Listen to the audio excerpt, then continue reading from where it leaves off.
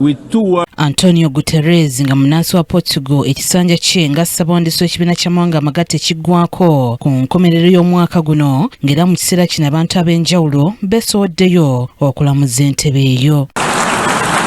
Mu beesowoddeyo mwe muli ne Munnayuganda Ambassador Olaro Otuno munnakibiina ki UPC era ng'ono gavumenti ya kuno yamusemba mu kaweefube okulaba ng'ali obukulu obwo. Ono olunaku lw'eggulo yasembeddwa n'omukulembeze w'eggwanga era n'amukakasa bulungi.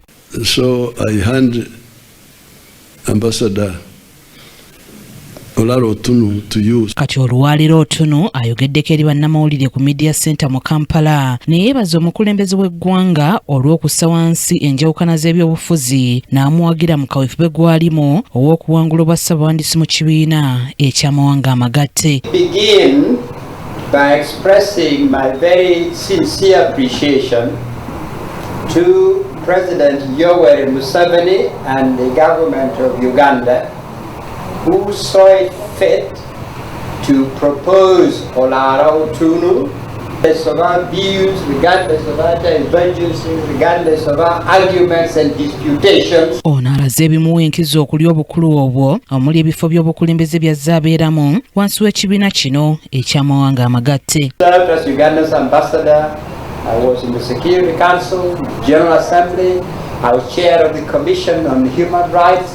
A lot of the big bodies, global negotiation. Eyali Ssaabaminisita w'eggwanga Dr. Ruhakana Rugunda nga yagenda okukulemberamu kakuyege ow'okunoonyeza Otuno akalulu ategeezezza nti ono alina buli kisaanyizo ekyetaagisa okubeera ssabwandiisi w'ekibiina ky'amawanga amagatte. Main activity has been the public and diplomatic service, and at the UN, where he worked for many years, he has undertaken a number of positions. Lugunda naye asinzidde wano okwebaza omukulembeze w'eggwanga olw'okusemba Otuno nga tatunuulidde enjawukana za byabufuzi naddala ezo ezaaliwo emabega wakati waabwe. Olaro Otuno used to be an opponent of President Museveni, as you all know.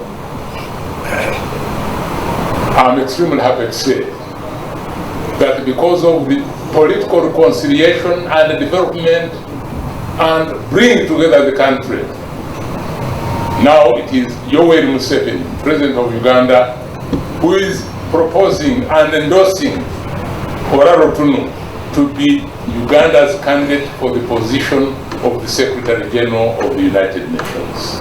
I regard this as a very significant development. Ne Ambassador Adonia Yebale yeeyamye okuyambako Otuno mu kuyega akalulu bw'anaaba atuuse mu ggwanga lya Amerika.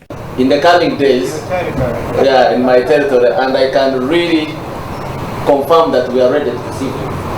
My team is ready to receive you and facilitate you to do your campaign for UN Secretary General. Abantu 7 be beesowoddeyo okuvuganya ku bwassabwandiisi bw'ekibiina ky'amawanga amagatte okuli Olaro Otuno Munnayuganda, Mackay Sall okuva mu ggwanga erya Senegal era eyaliko omukulembeze w'eggwanga eryo, Caroline Rodriguez Baquet okuva e Guyana, Rebecca Griner-Span okuva mu Costa Rica, Rafael Grossi okuva mu Argentina, Maria Fernandez Spinoza okuva mu Ecuador, ssaako ne Michelle Bachelet ng'ono yaliko omukulembeze wa Chile. John Maido yakusakidde eggulire lino ku KTV amalindirire.